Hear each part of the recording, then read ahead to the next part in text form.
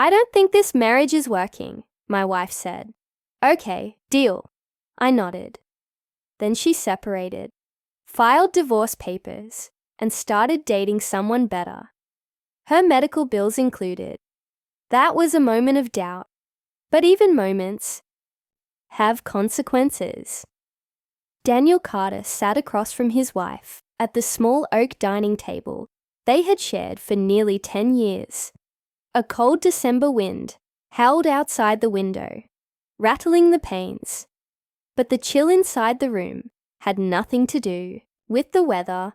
Emily sat rigid, her coffee untouched, her eyes fixed on him with the kind of firmness Daniel had seen only once before, when she had decided to quit her job years ago without telling him. I don't think this marriage is working, she said flatly, her tone almost rehearsed, like she had practiced the words in the mirror. Daniel's chest tightened, but he didn't flinch. He had spent too many years learning how to keep his emotions beneath a calm exterior. He simply nodded, his voice steady. Okay, deal. Emily blinked, clearly expecting more. A fight, begging, at least a crack in his composure. Maybe she thought he'd crumble at the thought of losing her. But Daniel's calm agreement was like pulling the rug out from beneath her little performance. Her lips parted, a faint flicker of uncertainty crossing her face before she masked it with a cold smile. Within a week, she had moved out. The divorce papers arrived soon after, served with unnecessary sharpness. Her lawyer aggressive, her demands steep. Within a month, she was flaunting her new relationship with a man she called better, Mark, the polished wealth-chasing consultant with the easy grin. Daniel had seen the pictures on social media. Emily in cocktail dresses, Mark's arm masked around her waist, captions dripping with self-satisfaction. Finally living the life I deserve. Daniel kept his silence. He let her believe she had won. What Emily didn't know was that Daniel had been living two lives for the past 5 years. By day, he worked shifts at the manufacturing plant, quiet, reliable, the kind of man everyone overlooked. By night, while Emily mocked him for tinkering with pointless computer projects in the garage, Daniel had been writing code, sleepless nights, long weekends, line after line of algorithms that eventually evolved into something revolutionary. A predictive logistics software. When a venture capitalist discovered it, Daniel's life began to shift. What had started as a hobby became a rapidly growing company. Quietly, discreetly, Daniel had become a man of resources, wealth, and, most importantly, power. But he hadn't told Emily. Why would he? She had made it clear she valued the appearance of wealth, not the grit that created it. When she left, Daniel let her think she was stripping him bare. He let her walk away with the house, the car, even some of his savings. In court, she smirked beside her new man, as if she had taken everything from him. But Daniel knew the truth. She had taken scraps while he guarded the feast. Months later, whispers reached him. Emily's world wasn't as perfect as her photos suggested. A serious health diagnosis, doctors, hospitals, treatments that stretched into months. Insurance covered some, but the bills mounted fast. And Mark, the so-called better man, was no saint. Word was, he had started pulling away, the shine wearing off, when Emily became more burden than trophy. Daniel didn't feel pity, not anymore.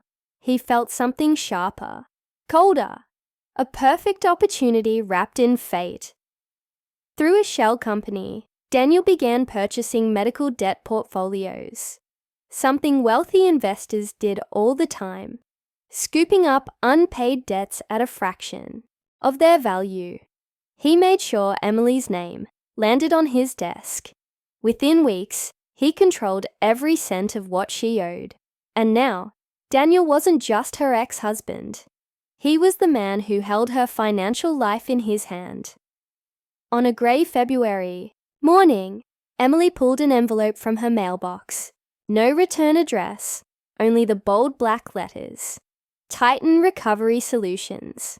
She ripped it open, irritation giving way to confusion, then dread. A new collections company. Unfamiliar, but the signature at the bottom froze her blood. Not a full name, just 2 initials. DC. Emily's hands trembled.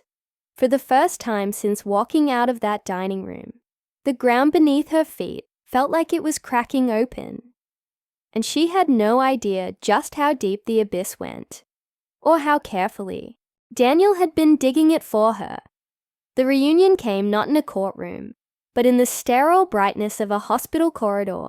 The scent of antiseptic filled the air, fluorescent lights humming faintly above. Emily had just finished another round of treatment. Her body frail, her once vibrant skin pale and hollowed. She leaned against the cold wall, clutching her bag, when she heard footsteps behind her. Slow, deliberate, familiar. She turned and froze. There was Daniel. No longer the tired mechanic she had once mocked. No longer the man she had dismissed as going nowhere. He stood tall, dressed sharply in a tailored navy suit, his polished shoes echoing against the linoleum. His presence was commanding, in a way she had never seen before.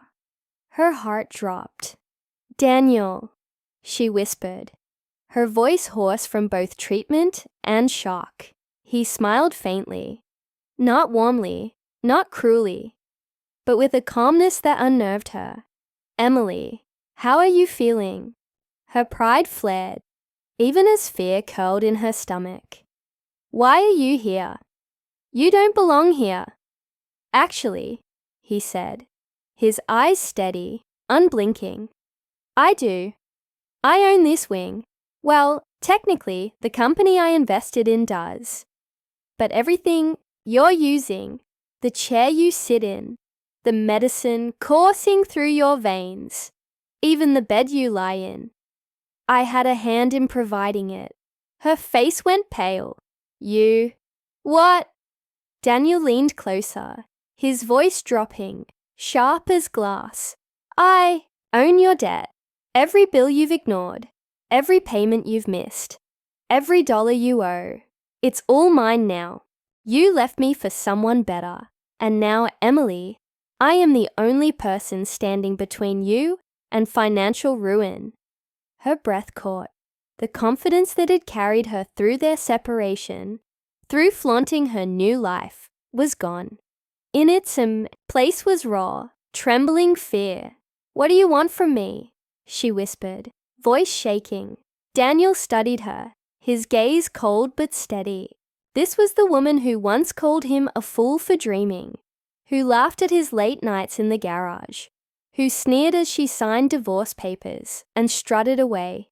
He thought of his daughter's small hand in his, the nights he worked through, exhaustion just to keep the lights on. He thought of every cruel word Emily had spoken. "I don't want anything from you," he said finally, his tone almost casual. "That's the point. I could forgive the debt. I could make it all disappear with a single call. But I won't. Because this..." He held up the letter she had received, the one stamped with Titan Recovery Solutions. "Is the consequence of a moment of doubt. Your moment of doubt." Tears welled in Emily's eyes, but Daniel felt no pity. Not anymore. Over the next months, her life unraveled thread by thread. Mark abandoned her completely. Once he realized her debt wasn't temporary. It was drowning her. Friends she had bragged to about her better life suddenly grew distant, avoiding her calls. Even her family, tired of her constant pleas for money, stopped answering. The only calls she made consistently were to Titan Recovery Solutions.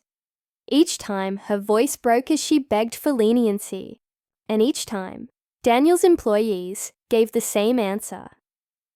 Payment required in full. One night, as Daniel sat in his sleek office, overlooking the glittering city skyline, his phone buzzed. It was an unknown number. He almost ignored it, until instinct made him answer. Her voice cracked through the line, ragged, desperate. "Daniel, please! I can't do this anymore. I can't breathe. You've won, all right. You've destroyed me. Is that what you wanted?"